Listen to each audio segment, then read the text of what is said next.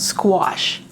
It's indigenous to Arkansas. It's everywhere during the summer. It's easy to grow.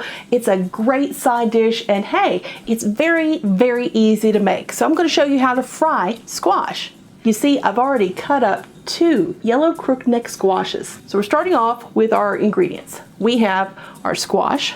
We have a cup of flour because we're going to batter it. For our flour, we're going to have salt and pepper to season it. And then to hold that batter on, we're going to use half a cup of milk and an egg. We're going to go ahead and start with our vegetable oil and get it in our pan here and get it heating. Depending on the size of your skillet, you could put in an inch of cooking oil, but if I was to put an inch of cooking oil into there, it was going to take about half the bottle. Instead, we're using a quarter of the bottle.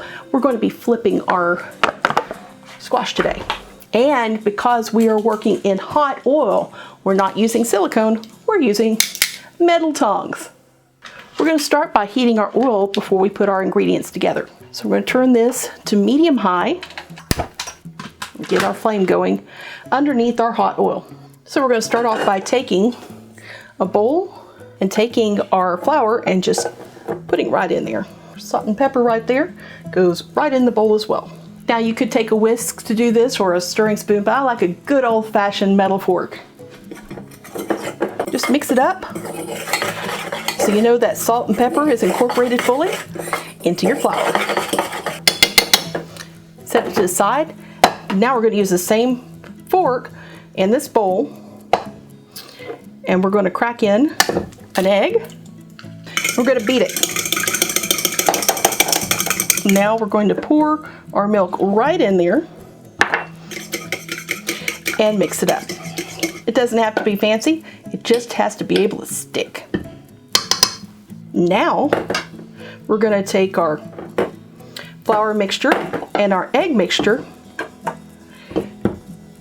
and our squash. And to make this all easy before it goes in the pan, instead of getting our hands all messy, we're going to take and put this squash on a fork. We're going to roll it, dip it in the egg wash, and we're going to roll it in the flour. Then we're going to just knock it off.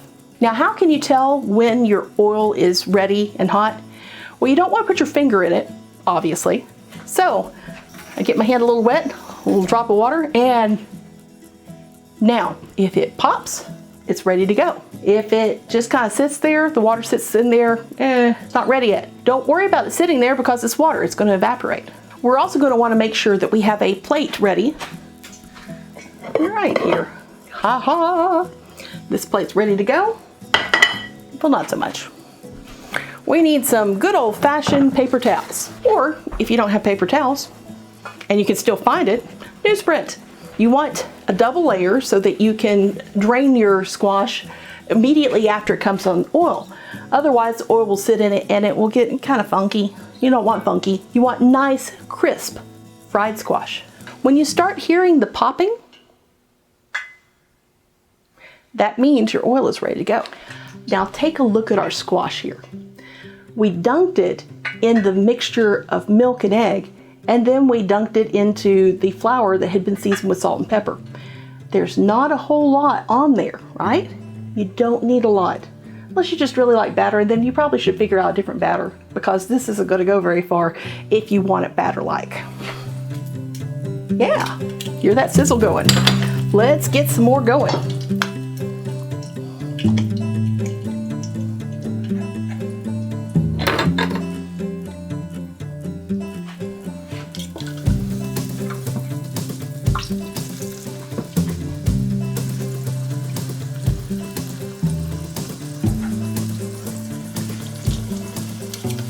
It's okay if you don't cook them all at one time. In fact, it's preferable. You don't want anything more than a single layer. You also want to make sure that your squash is no more than ½ an inch thick, preferably about ¼ inch thick, so that it can cook all the way through.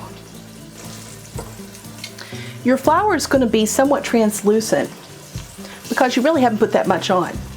Just enough to give a nice, very light, crispy coating. When the edges are slightly browned and the squash itself is slightly translucent, you're just about done. Do be sure to make sure they are cooked well on both sides and that they haven't stacked up on you. Then when you are ready, remove them to your plate that's lined with paper towels. Be sure to leave your heat on high until you've removed all of the squash, otherwise you're going to get some soggy pieces. Allow your skillet to completely cool before you bottle or dispose of this sauce. And yes, this is the sort of thing that you might put back in a can on the back of the stove like we used to do back in the day. Have I used the word back enough today? Would you take a look at this? These great fresh fried rounds of squash. This is going to be great alongside any main dish. This is one of my favorite summertime treats. Ooh, so good. Also very hot.